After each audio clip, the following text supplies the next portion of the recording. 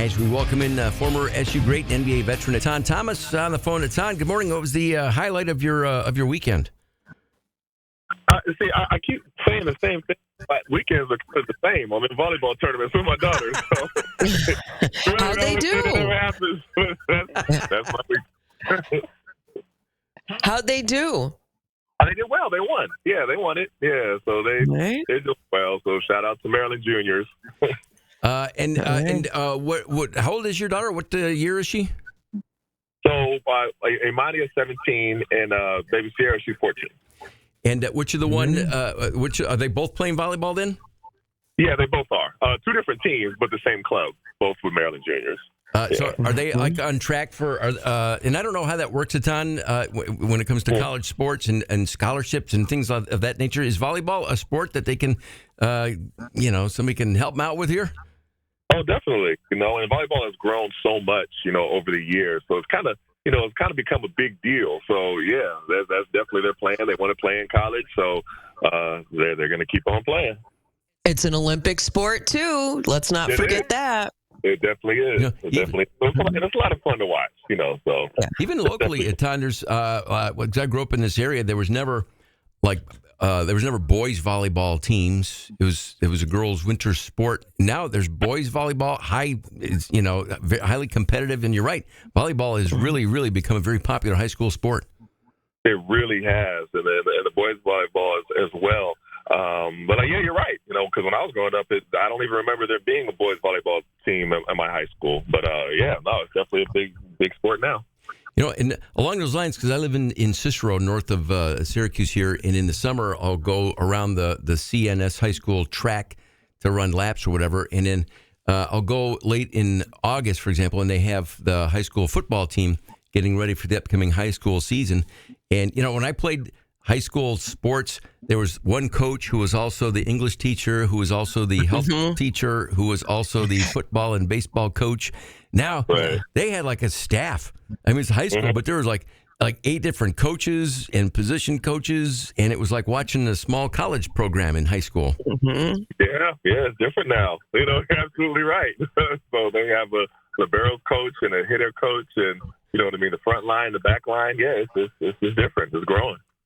Well, it's on to SU. First, final thoughts. The win, the last home game, the season finale against Virginia. Finally, a game where they were able to string the full 40 minutes together, as Coach Red has been harping on throughout the season. But it was a good, solid way to finish the regular season.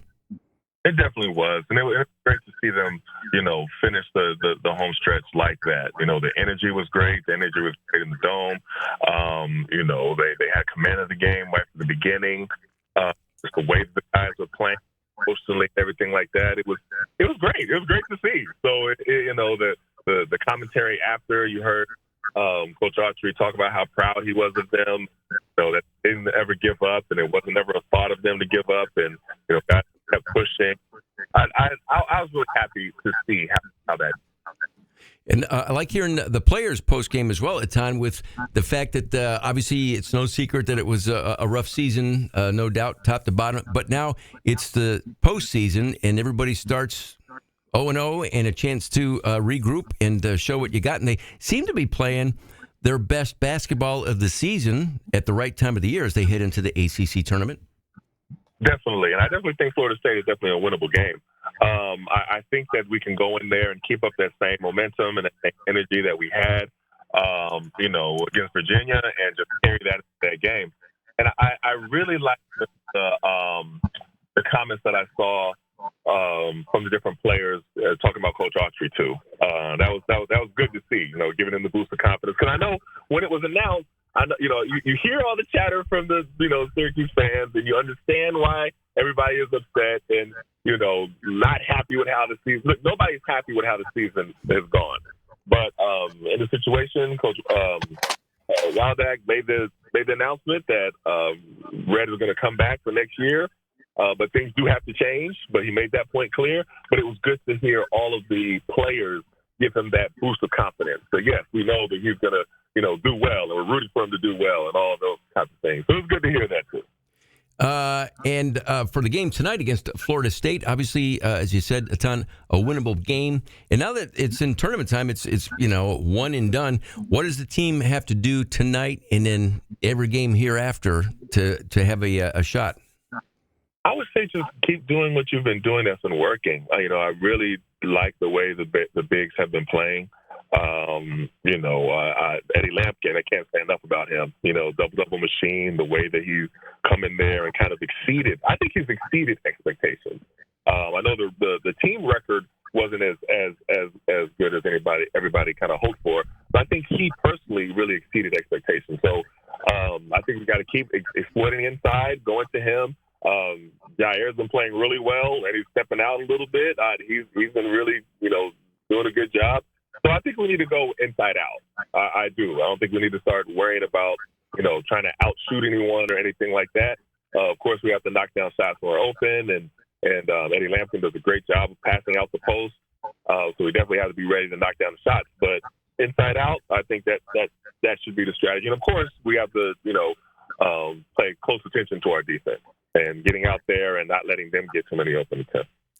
Well, the way the bracket shapes up for the ACC tournament, it looks as though and again, anything can happen. Last year, everybody points to NC State, and there's a team this year that's playing for a conference championship, even though they didn't have a great regular season. So it happens, and teams catch fire at the right time. But the way the bracket sets up, they wouldn't have to take on Duke till late, maybe the championship game, if they both were on that trajectory.